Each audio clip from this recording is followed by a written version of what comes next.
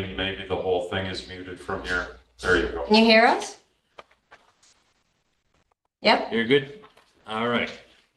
So I'll call this meeting to order.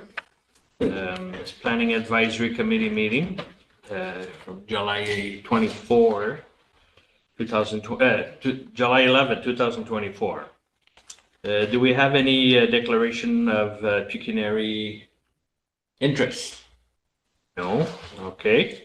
We'll go to the adoption of the agenda. Adopt the agenda. It is moved by Anne Tessier and seconded by Rob St. Louis. Be it resolved that the agenda for the Planning Advisory Committee meeting held on July 11th be adopted as presented. Everybody okay with the agenda? Obviously, Carrie, because you have one here, Samantha. Okay, we're going to the adoption of the minutes. Hoping everybody had a chance to read the minutes. If there's, do you have any changes to the minutes? No? Okay. I will bring it to a vote. Everybody okay with it? Carried. Okay, so we're starting with our first zoning bylaw amendment application, 5.1, Richard Daniel Lemieux. Yes, it is moved by Anne Tessier and seconded by Rob St. Louis, whereas a public meeting was held on July 11th, 2024 for the purpose of amending zoning bylaw 2014-45, and whereas no written concerns or objections have been received for the proposed amendment, be it resolved that the Planning Advisory Committee for the Municipality of West Nipissing recommends that the Council of West Nipissing Municipality adopts a proposed zoning bylaw to rezone a portion of the property at 343 Duck Creek Road, more particularly as so shown on the attached sketch, and that Schedule J1 of the bylaw shall be amended to change zoning designation for a portion of the property from rural to shoreline residential. Do we have any questions from our panel? No? Everything straightforward? We're looking to rezone the property? Just as an aside, I'm sure it was in the report, this was a condition of the draft plan approval of subdivision, that the Okay. lots be rezoned to shoreline residential. Okay, So the purpose of this is just to tidy up the conditions of subdivision so that he can move to register the subdivision lots. okay. We had that. Thank you, Mr. Chair. Do we know how many lots that they're planning on? There's 10 of them, I think, are they? There There's seven. 7. Okay. 7. So it's to rezone all 7, right? Yes. Correct. Okay. Do you have any more questions from our panel? No? Straightforward? Okay, if not, I'll bring it to a vote. Anybody in favor? Carried. So we'll move on to the second one, 5.2. Wade Pye and Angèle Aubin.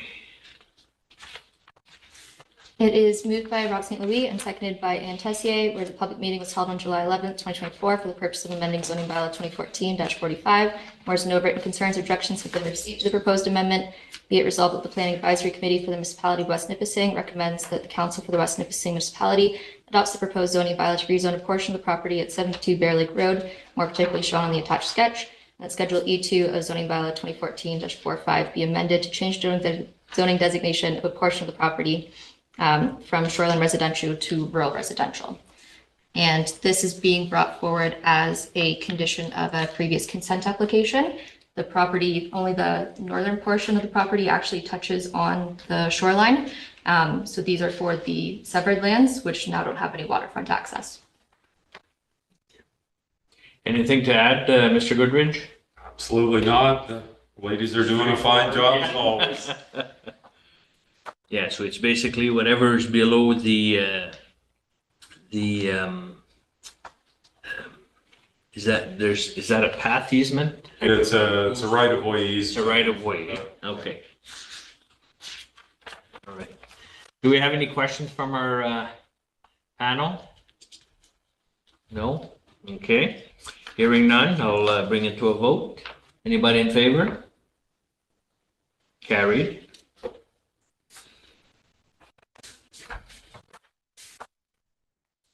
And we'll move on to our last amendment application, 5.4, 131. We still have Shouldn't we do more? 5.3. Oh, I'm sorry, I just checked it out. No problem. I'm sorry. We're going to Colette Brûlé on Marlow Road. It is moved by Anne Tessier and seconded by Rock St. Louis, whereas a public meeting was held on July 11, 2024, wow, for the purpose of amending zoning bylaw 2014-45, whereas no written concerns or objections have been received to the proposed amendment. Be it resolved that the Planning Advisory Committee for the Municipality of West Nipissing recommends that Council for the West Nipissing Municipality adopts the proposed zoning bylaw to rezone the property at 646 Marlow Road, and that schedule is H5-1 of bylaw 2014/45 be amended to change the zoning designation of the property from shoreline residential zone 19, and that zone is to permit a second dwelling unit on the property. Okay. I have a question for you. If you go ahead, when you rezone to put a second building on the property like this, it does need to be severed at one point, or will it be located so it could be a natural severance for later? It would still have to go through the process later, and I think what the plan is here is they're building a detached garage. This secondary dwelling unit will be part of the detached garage, and it's for their son. Okay. So I don't think it'll be set up such that they would have sufficient area to qualify for a second lot in the future, although they do have a large piece of property. So. Okay, thank you. Do we have any questions from our panel? No? Okay, hearing none. Oh, the mayor has her hand up. I'm sorry, Kathleen, go ahead. Sorry, thank you. So currently in shoreline residential secondary dwellings are not permitted, that's correct? Correct, Okay. because it's not a municipal servicing. Okay, and sorry. Okay. Just trying to phrase the question. Does this then open the door, like, I just have concerns when we make exceptions to zoning bylaws that it then becomes the norm. And changing the zoning bylaw to allow that was actually discussed at a previous planning committee and had it been done. So, my concern is that when we do allow these types of exceptions that we're opening the door for further requests for exemptions. And if the bylaw is written in such a way that an exception is required, and that is not something that we are enforcing, then perhaps the bylaw needs to be changed. I don't tend to like exceptions like this, but like that would be my comment on it. Thank you. And with this property specifically, there's more than enough room to actually sever and build a separate residence if that were the desire of the property owners. So that would be my feelings on this application. Thank you. Anything to Well, just as I stated, their goal is to build a detached garage shop for themselves, but they also need a spot for their son to live. So there will be an apartment attached to the garage, and it is for their son's use. Okay, do we have any more questions from our panel? Go ahead, Anne. It's more like a comment on section 1.4 housing. I think, aren't we allowing additional housing on property? Like if there's a house, we can allow another unit on a property or another residential on a property through you. Would that be like what the Ford province, yeah. province That's what I'm had referring allowed to it?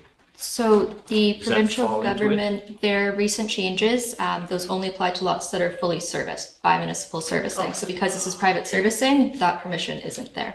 But we have done multiple similar exemptions in the past to allow for a second unit in the shoreline residential zone. So we have a precedent already set. Okay, thank you. And it's not necessarily precedent setting, maybe from a political standpoint, but from a legal standpoint, exceptions to zones are done on a case-by-case basis. So there may be situations where the people already have an undersized lot and they can't extend the septic properly to accommodate it. And I think that's part of why the restriction was put in the first place. In this case, as the mayor has pointed out, it is a very large lot.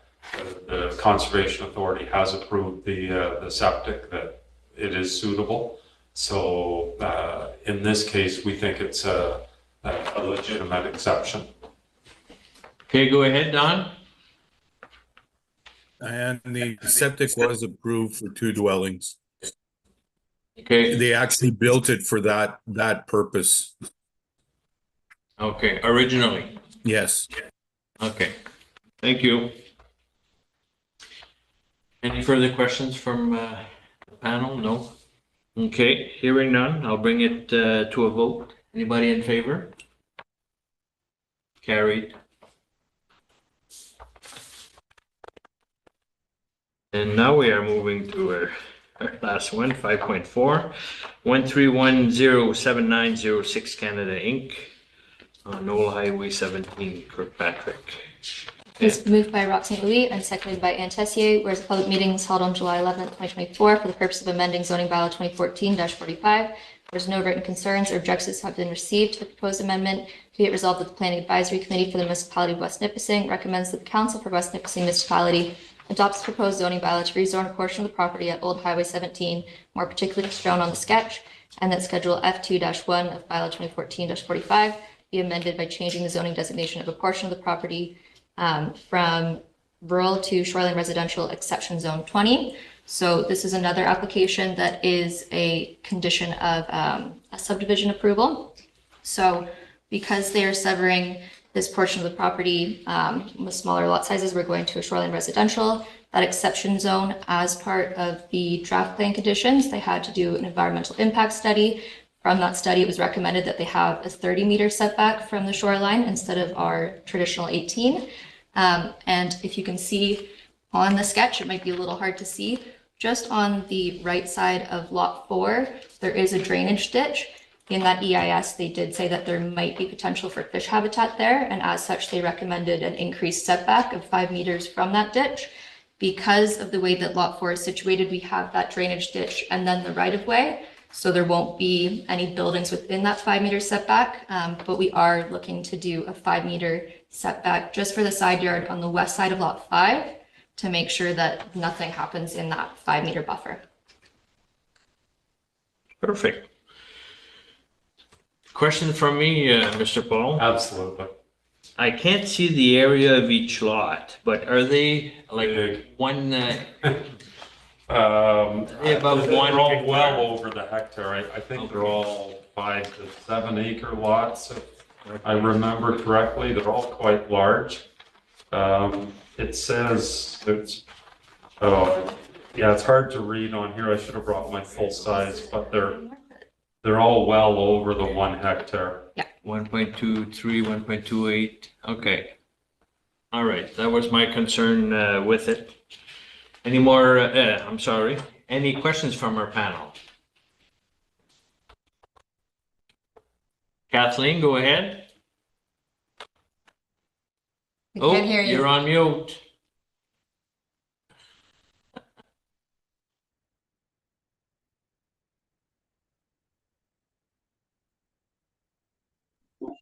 Okay, you still there? Yeah, go ahead. Okay, sorry, I was looking at my screen. I just have questions in regards to the MTO comments on that file. Am I correct? There were MTO comments on the file in regards to setback? Yes? Okay, so it says here that placement of any building or structures within 45 meters of Highway 17 right away would not be permitted. So will that also? I'm kind of not certain, I'm not 100% certain why they would have, I guess Highway 17 is somewhat in proximity, but this is old Highway 17, so there's a whole railway and a road in between Highway 17 and these lots. Okay, I'm a little confused about their comments because normally they wouldn't comment on property that fronts on municipal roads.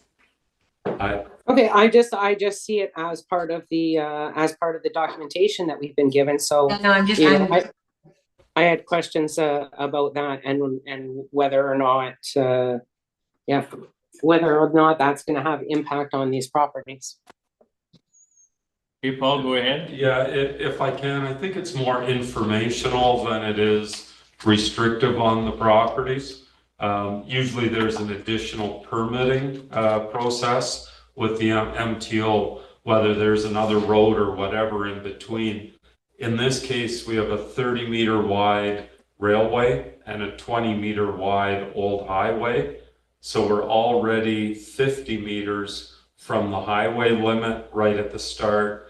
And I think we have a 15-meter setback off the front line.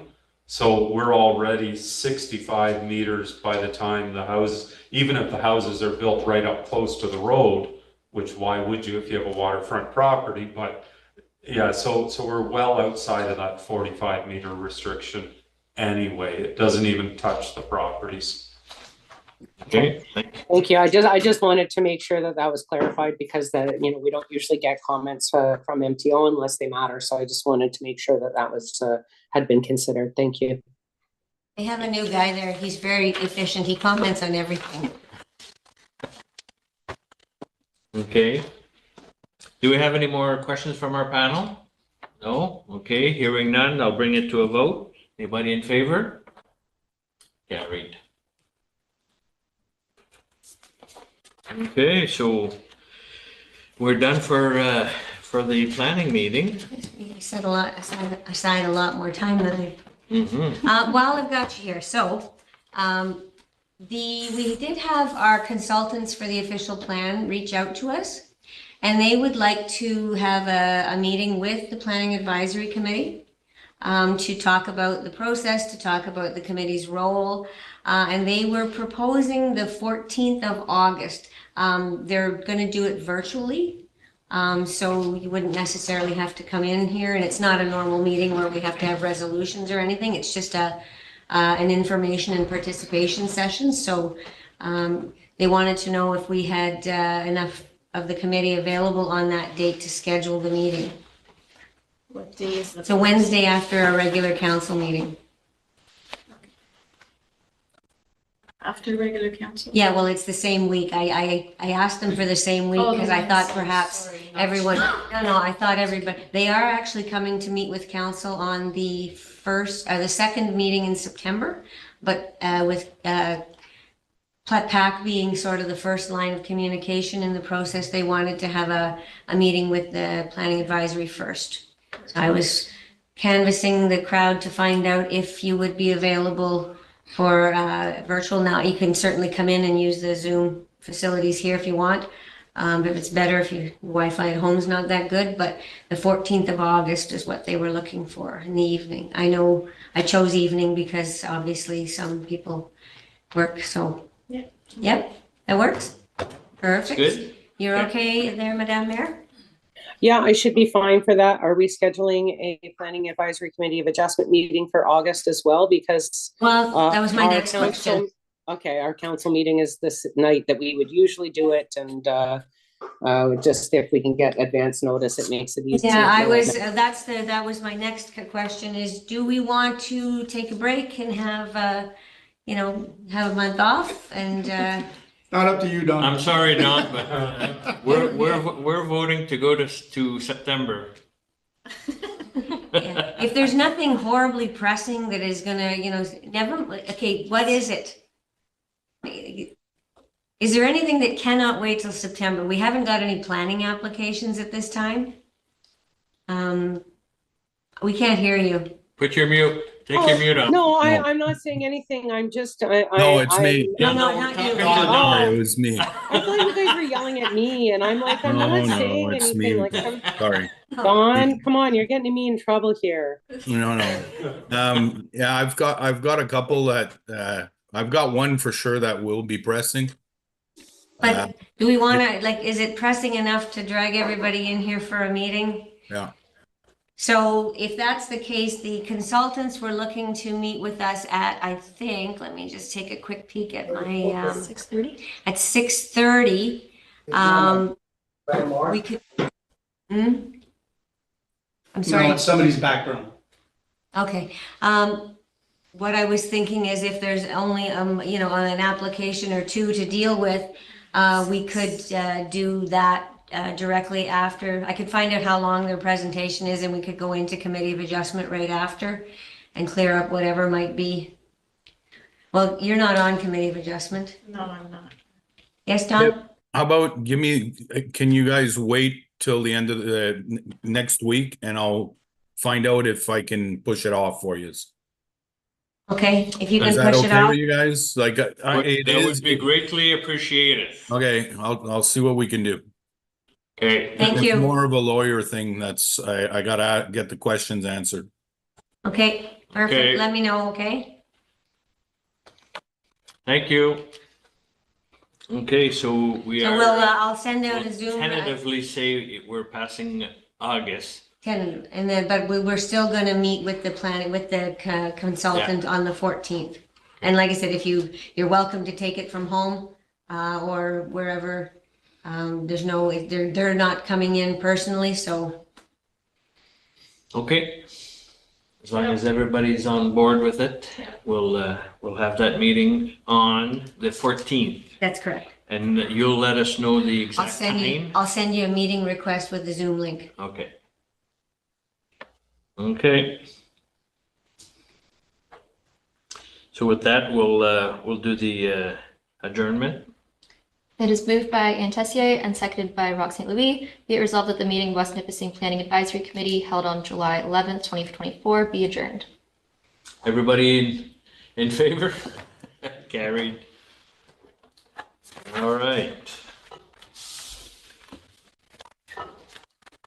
We are done for now. I'm gonna turn it on. Perfect. 7:30 the meeting? Shit.